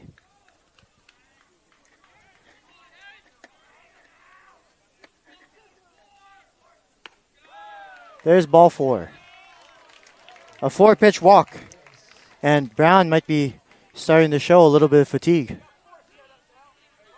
He's pitched deep into this ball game. For the Braves, number 2, Spencer Nelson. He's already outpitched the other starting pitcher, Spencer Nelson, who stays in the lineup. He still hits.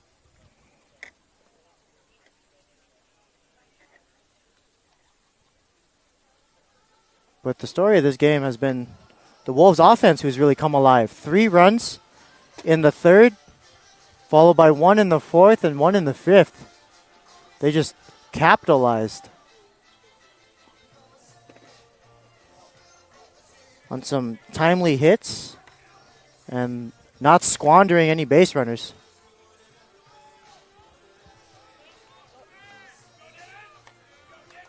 And Coach Jeff Hansen has a word with the infield, but Dylan Brown's going to stay in this ball game. They trust him to finish it out, at least here in the bottom of the 6th. There's 2 outs, 2 runners on. Batting is Spencer Nelson, who's 0 for 1 with a walk. pitch on its way, and it's low. 1 ball, no strikes.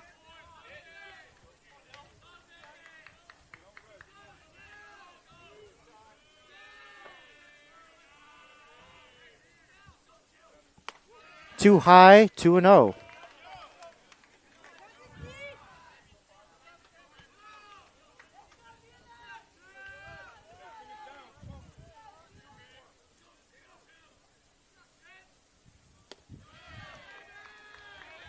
Three and 0 after that misses below the zone.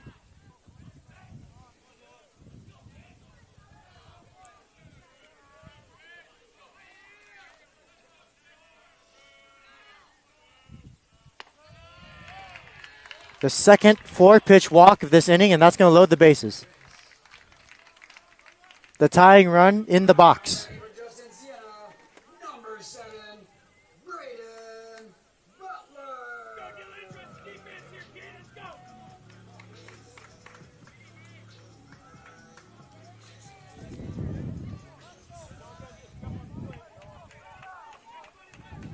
Braden Butler, 0 for 2. Looking for some luck here.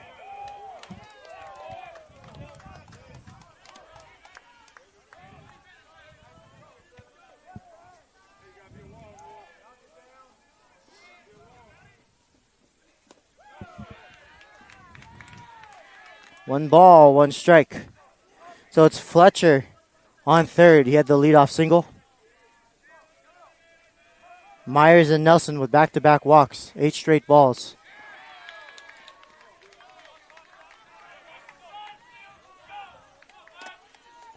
Two and 1 now. Dylan sets. It's in the air. The center field. Som, sure-handed, sure enough. Out number 3.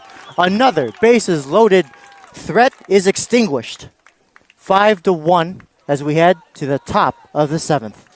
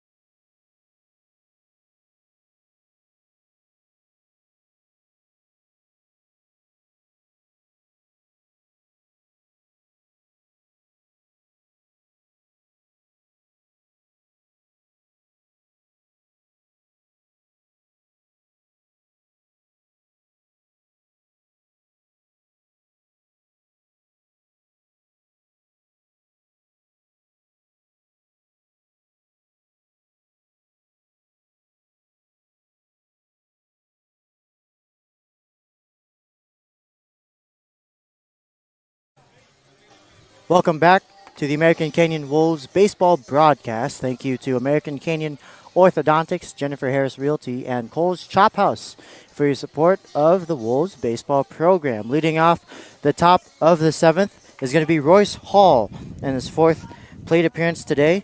He is 1 for 3 with an RBI, a run scored, and the double.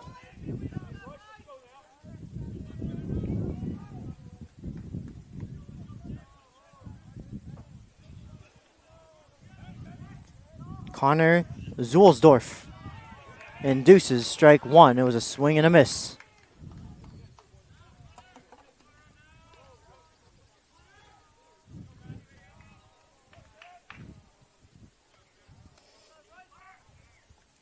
The 0-1. It's a tapper to the shortstop Butler. Butler's going to have to hurry. The throw to first. Safe! An infield single for the speedster Hall.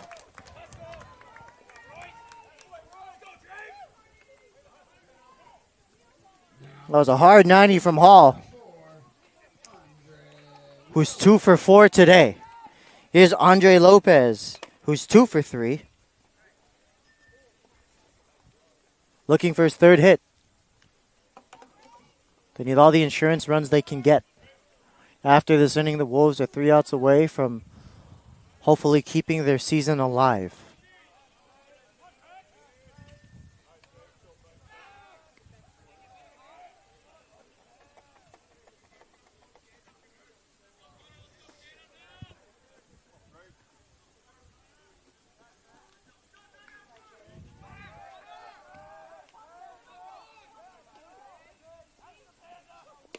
First pitch to Lopez misses low.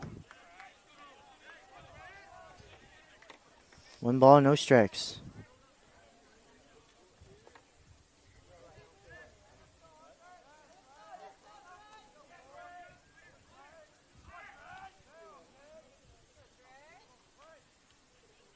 A 1-0, high 2-0.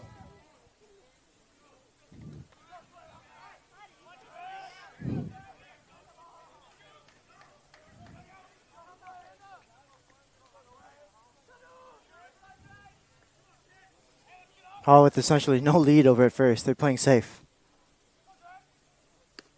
Curveball just outside, 3-0.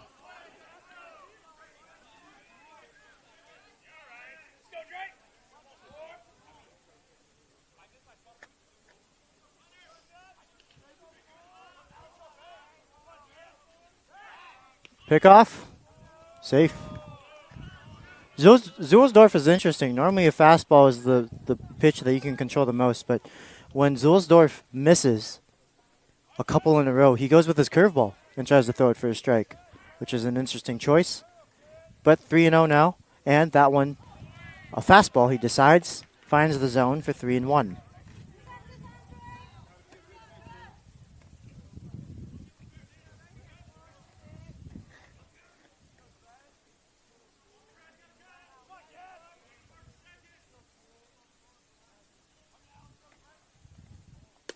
Swing and a miss. Lopez was hungry. I think Lopez decided he was going to swing and try to make it 7-1 no matter what. But that's why you're given 3 strikes. A pitcher's full house after Zulsdorf was down 3-1.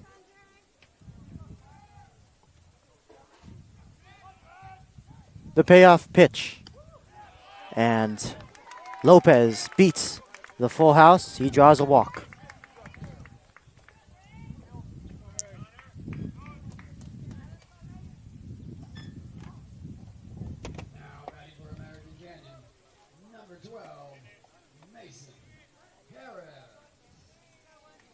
Royce Hall moves to second. Mason Harris now in his 4th appearance. 1 for 3.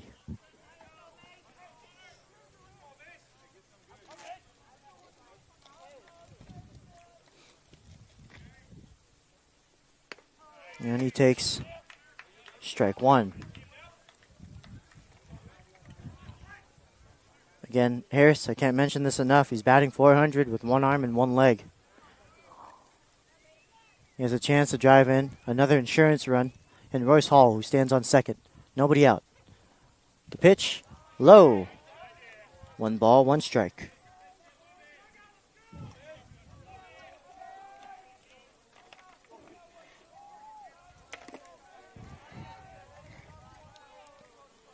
Zulsdorf checks on the runner at second. Nobody's covering Hall. Second baseman breaks in momentarily, but he throws to home, distracted, and misses the zone, 2-1. That's what base runners can do to a pitcher. He loses his focus with a split attention.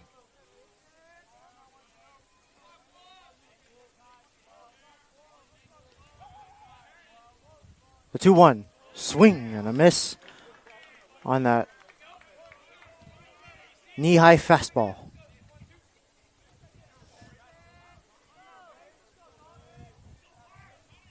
Two and two.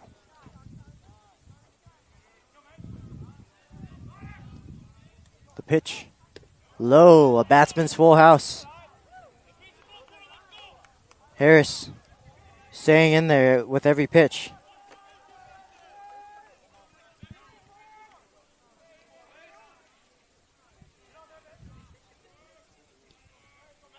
The payoff pitch. Swing and a miss. That's strike number 3 for out number 1.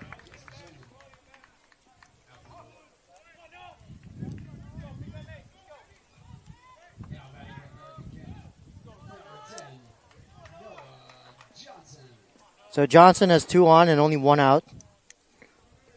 Johnson's 2 for 3 today. He's really seeing it.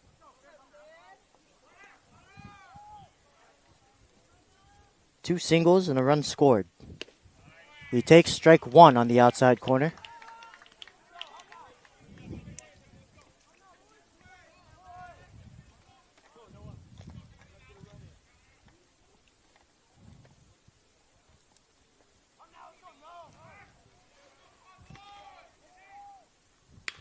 Low tapper to Butler at short. He's going to have to hurry. The throw across is in time for out number 2. Productive at bat for Noah Johnson. It moves both runners over to second and third. So now it's Mateus Garcia. Now batting for the Wolves, number 9, Matias Garcia.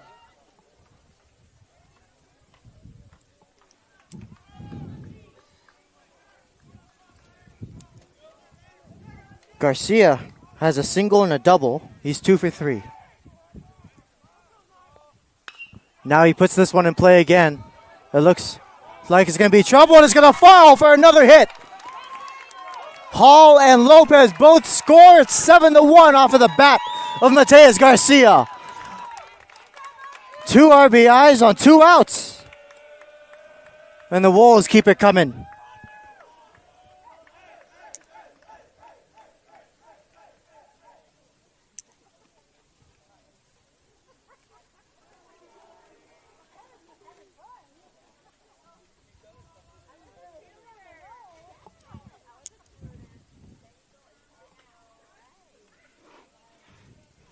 Here is Dylan Brown with a chance to keep the line moving.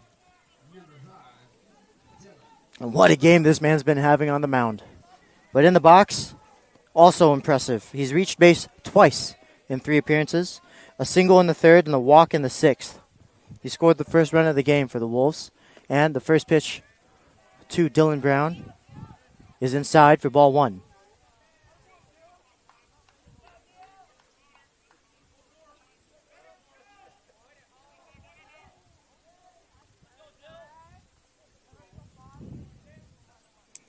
Garcia just knows where to place the ball.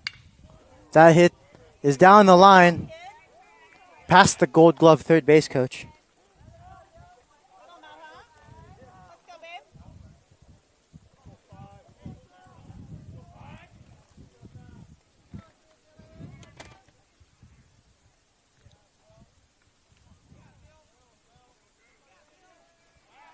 Pick off the first. Back safely is Garcia.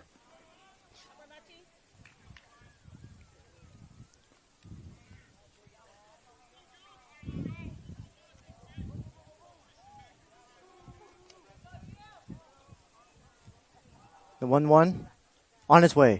Swing, the ground ball off of the glove of Giovanelli. He's going to have to hurry to first, and they still got him. Great throw from the powerful third baseman. Narrowly gets the fast Dylan Brown, but the score is 7-1. The Wolves 3 outs away from securing a win.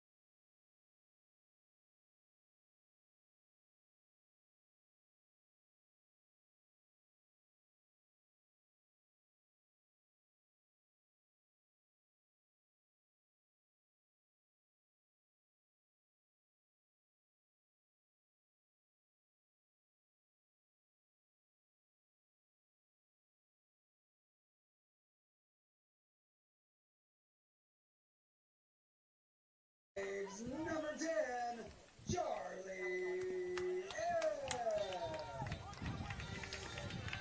Welcome back to the American Canyon Wolves baseball broadcast. We're here in the bottom of the 7th. Dylan Brown trying to finish off this complete game. He's 3 outs away. The first pitch to Charlie Eam is ball 1. Brown has held this powerful offense to just 1 run.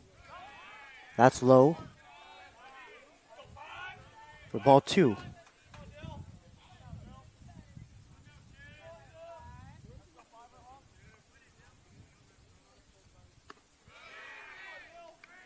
Again, as a team, this team is batting .329 when the national average is .275. They've scored 168 runs as a team, the Braves have, when the national average is 107. 198 hits on the season when the average is 119. That one is in play by Eam, and it's caught by Garcia. Out number 1. Now batting for the Braves, number 11, Tommy Malloy.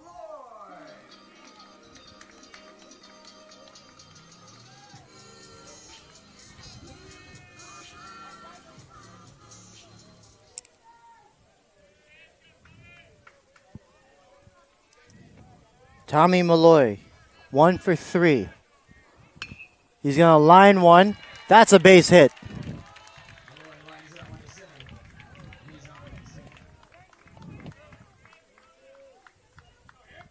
Now batting for the Braves, number 6, Drew Sangiacomo.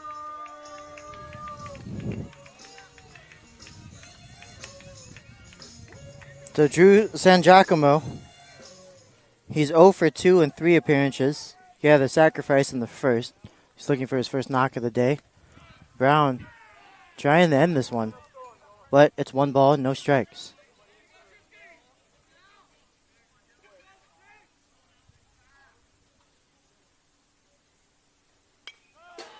He fished for that low pitch and sends it foul. It's 1-1.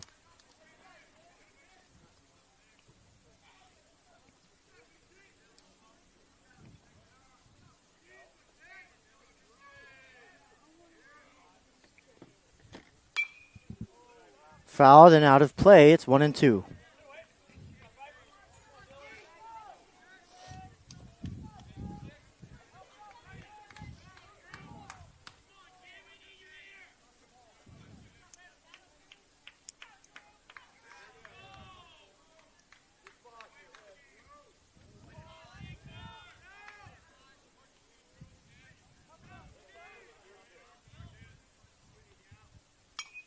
Fouled again. It stays 1-2. Then Giacomo stays alive.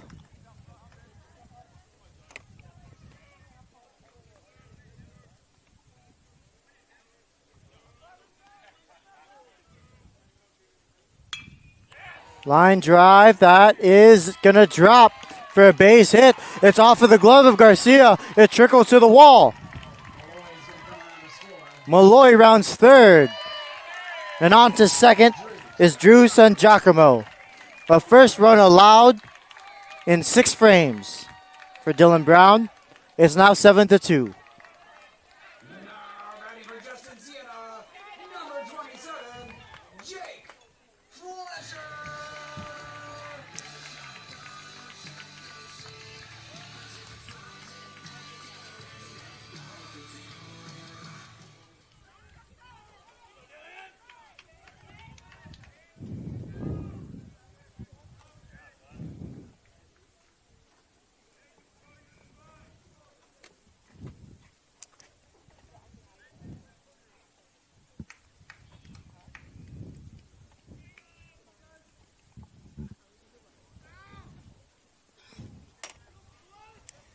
So Fletcher now.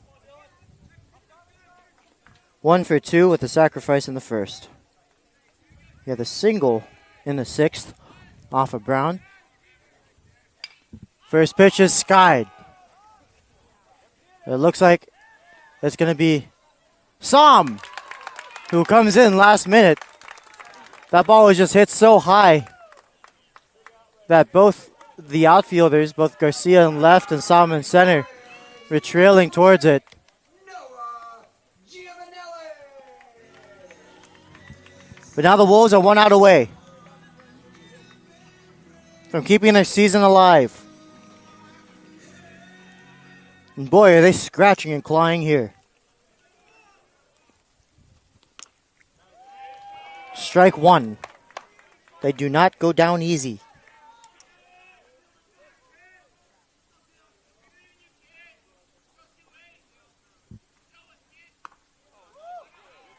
One ball, one strike.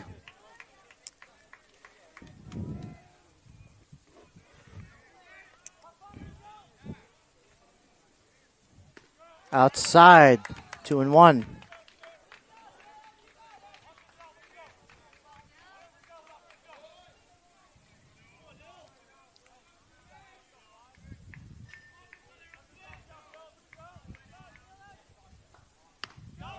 A little half swing. Yes, he did.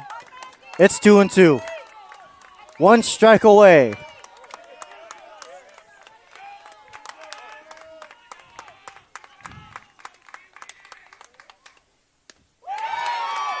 Strike 3 called, and that's it.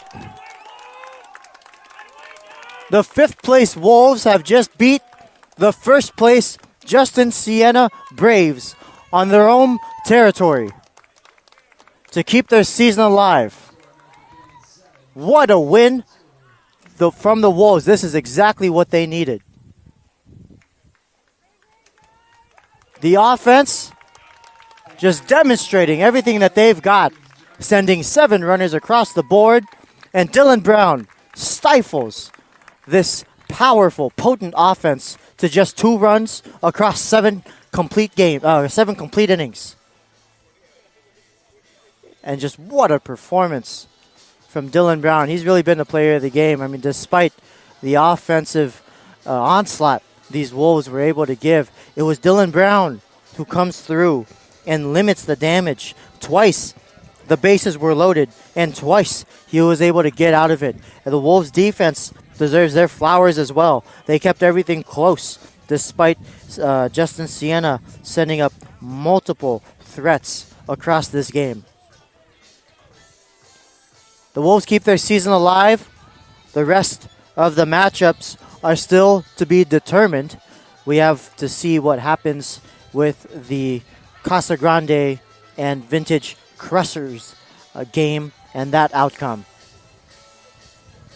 But it's been a lovely season. We hope to see you on the next one.